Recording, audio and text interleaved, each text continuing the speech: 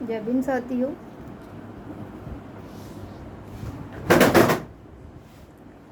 आप सभी देख रहे हैं कि जिस तरीके से घटनाएं महिलाओं पर हो रही हैं और उन घटनाओं पर कोई संज्ञान नहीं लिया जा रहा है। ये हमारे देश का दुर्भाग्य है कि बेटियों को केवल सिर्फ शक्ति, उनकी आराधना, उनकी पूजा काली, लक्ष्मी, दुर्गा सभी रूपों में की जाती है, नवरात्रों में की जाती है, दिवाली पे पूजा जाता है, होली पे पूजा जाता है। लेकिन असल में असलियत ये है कि बेटियों के साथ जिस तरीके के घिनौने कृत्य होते हैं, जिस तरीके के घटनाएं उनके साथ हो रही हैं, वो एक रूह कांपने वाली घटनाएं हैं साथियों। हम बात कर रहे हैं उस घटना की जो कोलकाता में डॉक्टर के साथ हुई।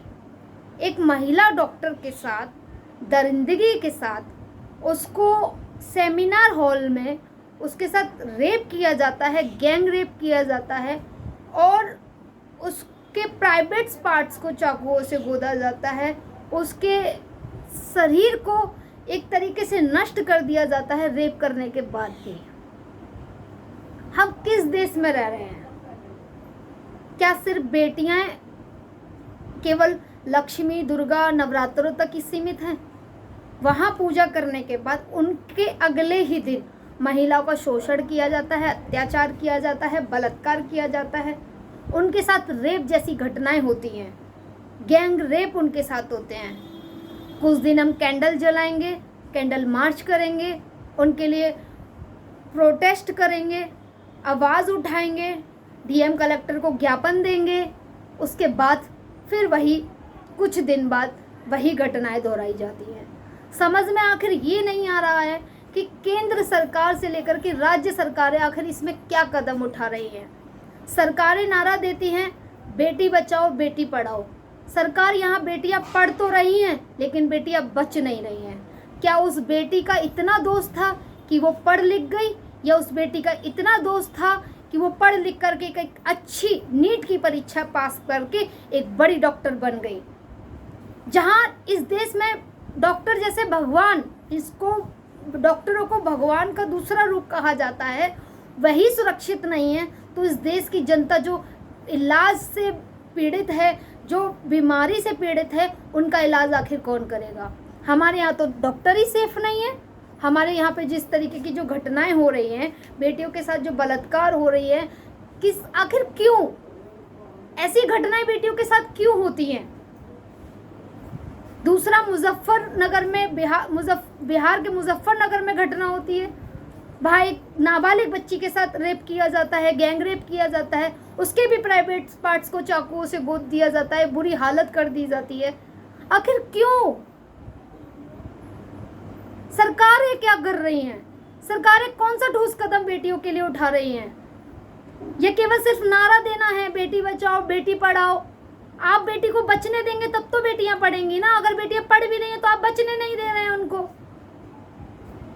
या तो आपके मंत्री संतरी या आपके अधिकारियों द्वारा उनको प्रताड़ित किया जाता है, या फिर जो आम जनता जो एक घटिया मानसिकता अपने दिमाग में रखते हैं, उन लोगों के द्वारा बेटियों के साथ बलात्कार, शोषण, अत्याचार हो रहा है। यदि सरकार चाहे ठोस कदम उठा कर बेटियों को न्याय दिला सकती है। अयोध्या में आप ले लीजिए, वहां बच्ची को प्रेग्नेंट कर दिया जाता है बलात्कार करके। उस घटनाओं पे आज तक क्या हुआ? अखिलेश यादव बयान देते हैं कि नार्को टेस्ट होना चाहिए। अरे टेस्ट होगा या क्या चीजें होंगी, ये आप कम से कम आप जो जिसने ये घटना करी है, आप उनके पक्ष में तो ना खड़े रहिए ना। ये घटना जिस दिन नेताओं की बेटियों के साथ होगी, ये घटना जिस दिन अधिकारियों की बेटी के साथ होगी, ये घटना जिस दिन मंत्रियों की बेटियों के साथ होगी, उस दिन पता चलेगा कि बेटी का दर्द क्या होता है। क्योंकि आम जनता की बेटियों का दर्द आपको समझ में नहीं आता। महिलाएं रोडों पे प्रोटेस्ट करेंगी, महिलाएं रोडों पे आवाज उठाएंगी, आंदोलन करेंगी, लेकिन किसी भी तरीके से कोई भी हमारी आवाज को नहीं उठाया जाएगा। 4 दिन आवाजें उठेंगी, कैंडल मार्च किया जाएगा, उसके बाद फिर वही घटनाएं दोहराई जाएंगी।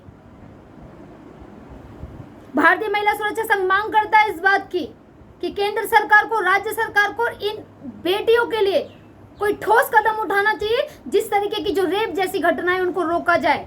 रेप ही नहीं, यहाँ पे गैंग रेप किए जा रहे हैं, उनके बॉडी के पार्ट्स को काटा जा रहा है, उनके साथ इस तरीके की शोषण और अत्याचार हो रहा है। जिस तरीके की जो मानसिकता रखते हैं उन लोगों को फांसी की सजा देना चाहिए और चौराहे पर जिंदा जला देना चाहिए। यदि सच में अगर आप बेटी के बाप हैं, आप रखते हैं कि आपके अंदर कलेजा है, जिगरा है, थोड़ी सी भी बेटियों के लिए सुरक्षा हेतु उनकी आपकी मानसिकता है, तो बेटियों को सच में न्याय देने का काम करिए। जय भीम, जय भारत, जय संविधान।